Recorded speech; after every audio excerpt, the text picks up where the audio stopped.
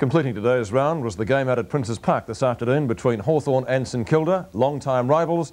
Let's check on some of the highlights now from that match this afternoon, the Hawks and the Saints. And first up, we see Hawthorn's first goal, and it comes up through some very good play from Rodney Eade, who gets it on to Peter Knights and turn to Gary Ayres. St Kilda played very well in the first quarter.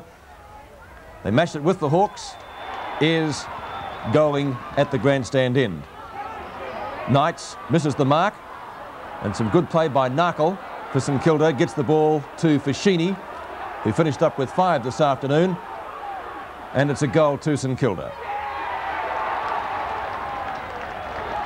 For Hawthorn, the tank, DP Domenico, on to Chris Mew. A long kick to McCarthy and a good mark.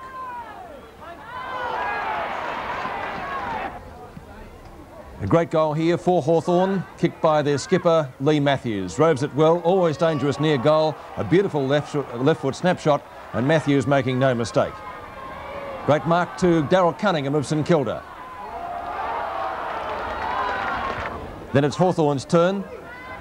Langford, who came on and played very well against Essendon, a great goal on the run.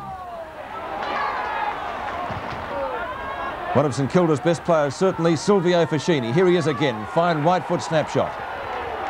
For St Kilda, Paul Morwood takes a good mark and a great running goal.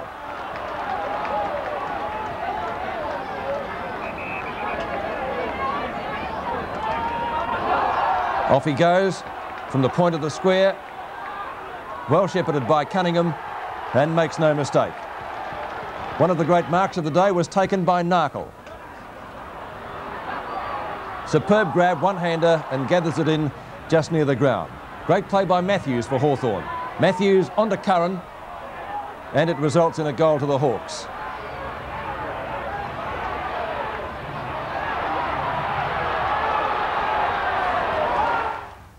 And Peter Curran and Lee Matthews both finishing up with 4 goals. At quarter time, St Kilda led by 5 points. Hawthorn, however, had a magnificent second quarter. They led by 53 points at half-time, 34 at three-quarter time, and they finally won the match by an even 10 goals. After the match, Peter McKenna spoke to Hawk skipper Lee Matthews. Well, congratulations. You're getting older, Lee, but the form's still there. A tremendous effort today. Oh, yes, it was good to get a... Oh, I only got 4, but they all come in the second quarter, I suppose, when we got the break, really, in the match. Well, St Kilda, they came out hard after half-time, didn't they? And they really took it up to you in that third quarter. Yeah, I suppose. Yeah, they did. I mean, it was a pretty strong wind down that end, and they kicked a couple, and they sort of got their life up. But, I suppose we were pleased that we came back, and we were still 6 goals in front at three-quarter time. And, I suppose kicking with the win in the last quarter, you should have had the match, in control. But, oh, no, they had a go. I suppose their form's been down, so we would, I suppose, have wanted to have a 9 or 10 goal win, really, because our percentage is nothing to write home about. So we need to get a few big scores up.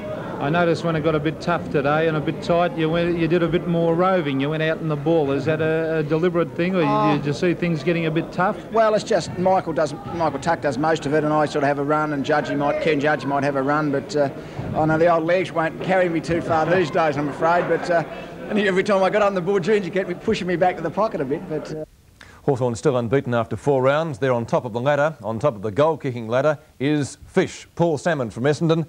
26 goals. Simon Beasley didn't get a goal today. In fact, got only a couple of kicks down at the Junction Oval. Gary Pert played brilliantly from Ralph, Jackson, Lockett and Conlon. Footy bet dividends for